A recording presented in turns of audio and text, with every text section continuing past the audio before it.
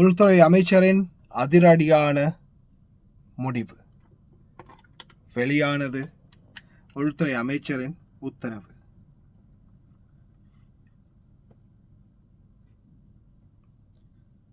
Minister of Interior Sheikh Fahad Yusuf Saud Al Sabah Decision number 1568/2025.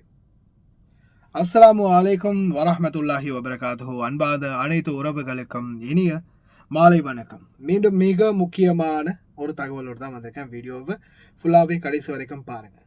முக்கியமாக தெரியாத நண்பர்களுக்கு இது அனைவருக்கும் ஷேர் பண்ணுங்க. நான் கடைசியில் அட்டாச் பண்ணுறேன் வீடியோ, முக்கியமான வீடியோ 2. அதற்கு முன்னாடி உள்துறை அமைச்சருடைய உத்தரவின் பேர் தற்போதைய சூழல் என்ன தெரியுமா? இப்போ நிறைய பேர் இந்த நாட்டில் சட்ட விரோதமாக தங்கி இருக்கிற மாதிரி சட்ட ரீதியாகவும் தங்கி இருக்கிறாங்க. யார் அந்த சட்ட ரீதியாக தங்கி இருக்கிறவங்க? வெளியில் அக்காம அடித்து வேலை பார்க்கக்கூடியவங்க. ஆனால் அப்படி வேலை பார்த்தாலும் அவங்க தங்குறது எங்க?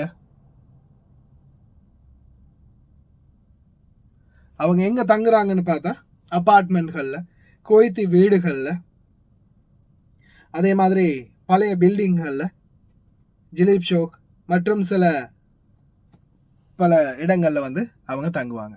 ஆனால் அப்படி தங்கக்கூடிய இடங்களில் உள்துறை அமைச்சகம், குவைத்துடைய முனிசிபாலிட்டி, அதே போல் சுற்றுச்சூழல் அதிகார சபை, இன்னும் பல அதிகார மட்டங்கள் இந்த நாட்டில் நம்ம வசிக்கக்கூடிய நம்மளுக்கு என்னென்ன சட்டம் விதிக்கப்பட்டிருக்குது, அந்த சட்டத்துக்கு நாங்கள் நாம் இருக்கிறோமா அப்படின்றத அடிக்கடி கண்காணிச்சுக்கிட்டே இருப்பாங்க. அந்த வகையில் தற்போது உள்துறை அமைச்சகத்தின் அதிரடியான உத்தரவு. இந்த உத்தரவில் பார்த்தீங்கன்னா உள்துறை அமைச்சர் ஷேக் ஃபஹத் யூசுப் சவுத் அல் சபா புதிய ஒரு நடைமுறையை கொண்டு வந்திருக்கிறாங்க. இந்த நடைமுறை என்னன்னு பார்த்தீங்கன்னா, இதுக்கு முன்னாடி ரெசிடென்சி வயலேட்டர்ஸை பிடிச்சது யாரு? சாதாரணமான போலீஸ். ஆனால் இப்போ பிடிக்க போகிறது யாரு அப்படின்னு பார்த்தீங்கன்னா, குவைத்துடைய கிரிமினல் இன்வெஸ்டிகேஷன் டிபார்ட்மெண்ட். முழு பொறுப்பும் யாருடைய கையில் இருக்குதுன்னா சிஐடி சொல்லுவீங்க இல்லையா, சிஐடி. அந்த சிஐடியோடைய பொறுப்புக்கு இப்போ போகுது.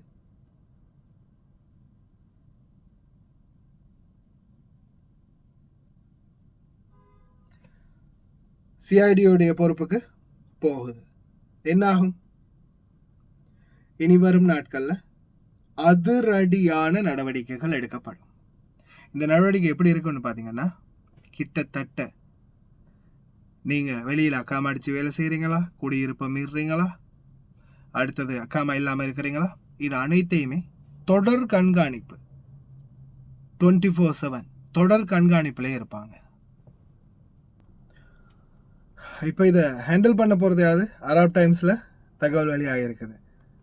எப்படி வெளியாக இருக்குது? குற்றவியல் விசாரணைகளால் கையாளப்படும் வதிவிட மற்றும் தொழிலாளர் மீறல்கள்.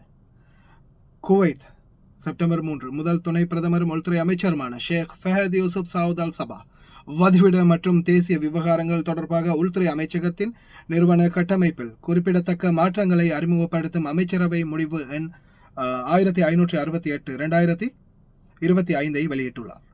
இந்த முடிவு குடியுரிமை விவகார புலனாய்வு பொதுத்துறையை அதனுடன் இணைந்த அனைத்து துறைகளையும் ரத்து செய்கிறது. அதற்கு பதிலாக குடியுரிமை மற்றும் குடியுரிமை விவகாரத்து துறையின் தலைவருக்கு புதிய அதிகாரங்கள் ஒதுக்கப்பட்டுள்ளன. இது குடியுரிமை மற்றும் பயண ஆவணங்கள் தொடர்பான சட்டங்களை செயல்படுத்துவதற்கு மட்டுமல்லாமல் விசாரணைகளை மேம்படுத்தவும் மேற்பார்வையிடவும் சட்டத்தை மீறுபவர்களை பின்தொடரவும் வெளிநாட்டினரின் குடியிருப்பு சட்டம் மற்றும் அதன் நிர்வாக விதிமுறைகளின் விதிகளை செயல்படுத்தவும் அதிகாரம் வழங்குகிறது. இந்த மறுசீரமைப்பின் ஒரு பகுதியாக குற்ற புலனாய்வு பொதுத்துறையின் கீழ் குடியிருப்பு விவகார புலனாய்வு துறை என்ற புதிய நிறுவனம் உருவாக்கப்பட்டுள்ளது.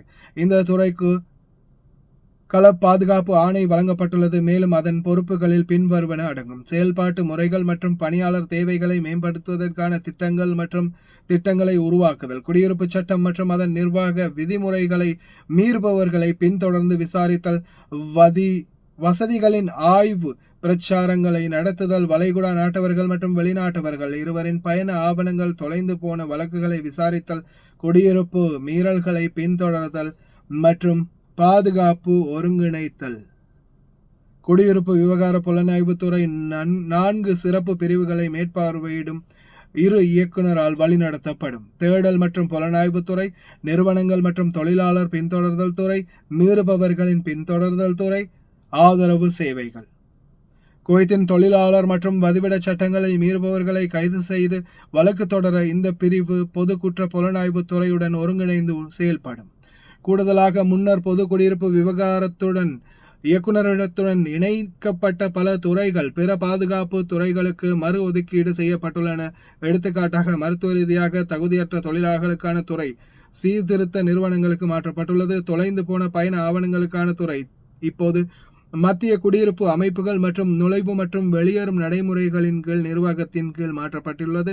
பொது ஒழுக்கங்களை பாதுகாத்தல் மற்றும் மனித கடத்தல்களை தடுத்தல் துறை தொழிலாளர்களின் மருத்துவ தகுதியை கண்காணிக்க நிறுவனங்களில் ஆய்வு பிரச்சாரங்களை நடத்த பணியை மேற்கொண்டுள்ளது.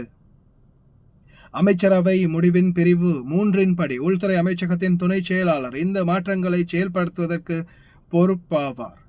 இது கடந்த மாத இறுதியில் அதிகாரப்பூர்வமாக நடைமுறைக்கு வந்தது. இந்த முடிவு அதன் விதிகளுக்கு முரணான எந்த ஒரு முந்தைய விதிகளையும் ரத்து செய்கிறது. இந்த மறுசீரமைப்புக்குள் மேலும் மாற்றங்களுக்கு வழிவகுக்கும் என்று மூத்த பாதுகாப்பு வட்டாரம் ஒன்று கருத்து தெரிவித்துள்ளது. இதில் சில பொது துறைகளை சிறிய துறைகளாக மாற்றுவது அல்லது அவற்றை பிற பாதுகாப்பு நிறுவனங்களுடன் இணைப்பது ஆகியவை அடங்கும். இத்தகைய மாற்றங்கள் நிதி செலவுகளை குறைக்கும் என்றும் சில உதவி துணை செயலாளர் பதவிகளில் உட்பட பணி நீக்கங்களை நீக்குவதன் மூலம் அமைச்சகம் அதன் மனித வளங்களை சிறப்பாக பயன்படுத்த உதவும் என்றும் அந்த வட்டாரம் குறிப்பிட்டுள்ளது.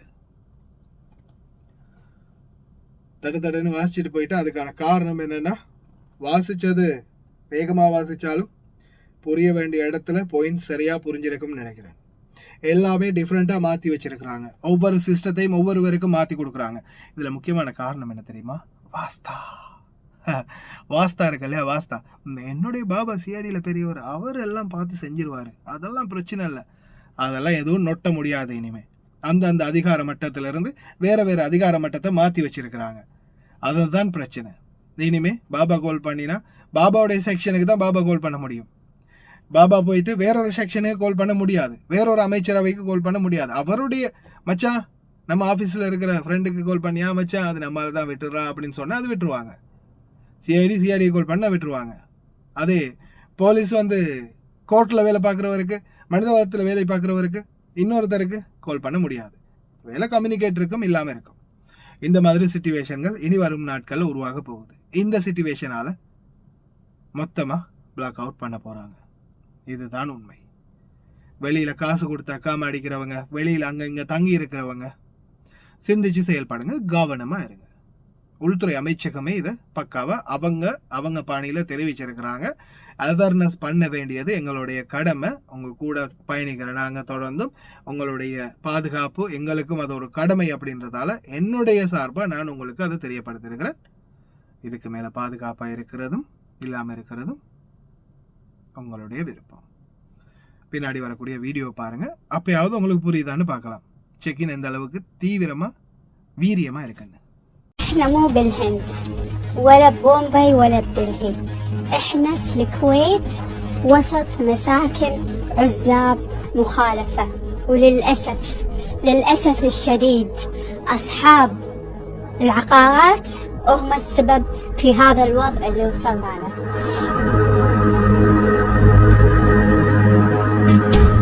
ما عندهم بطاقات صح؟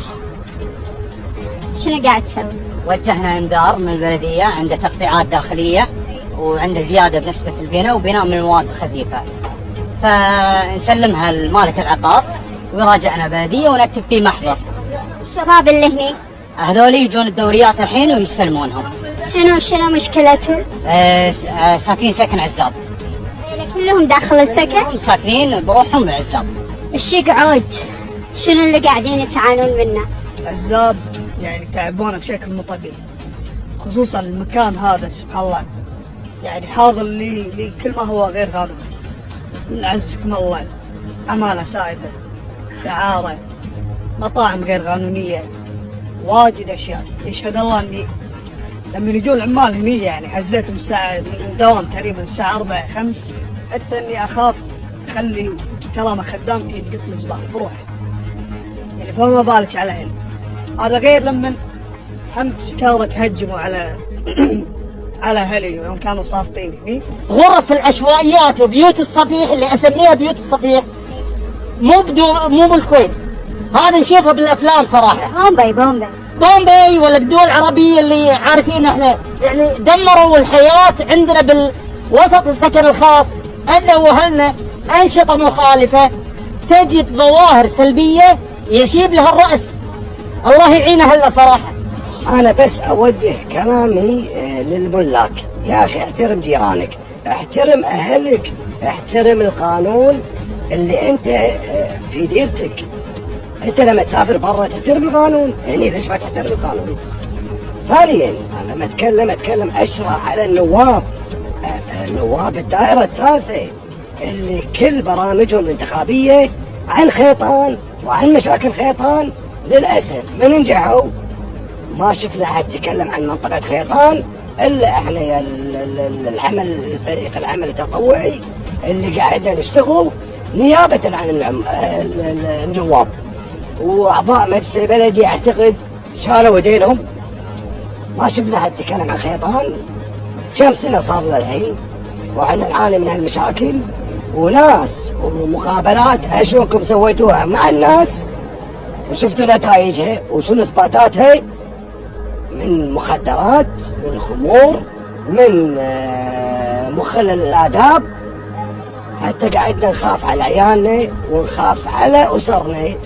وصلنا لختام تقريرنا في جولتنا في خيطان، ويعطي العافية البلدية والكهرباء والداخلية والبيئة وكل من تعاون معنا. بس بالنهاية أقول ندور ونرجع لمالك العقار، هو سبب المشكلة. صيد ومالك العقار ومعظم مشاكلنا راح تنحل. يلا قفل. هذه العمارة مو مسبوقة، هذه عرفها العمارة هذه فيها لا.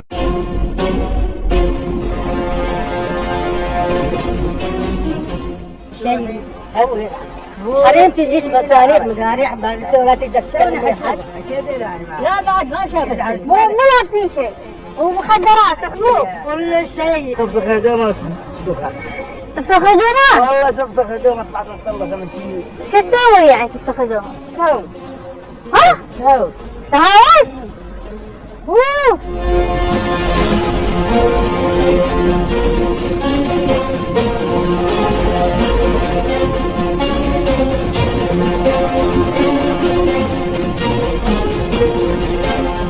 تعال صور خالف. هذا انت تشتغلني؟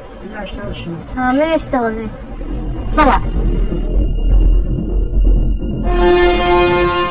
اعرفي من تشوفين التكييف حاطينه معناته في لعب داخل. في لعب ها؟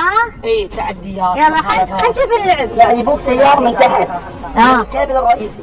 ما شاء الله. هذه واضحه سرقه راح يتم تنفيذ محضر ايضا وقطع تيار كهربائي.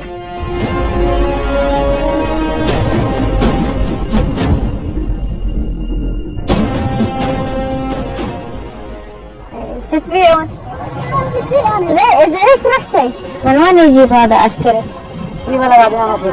وقت زبالة انت شيء؟ 5 دينار؟ والله وايد. وين رحت؟ تعال.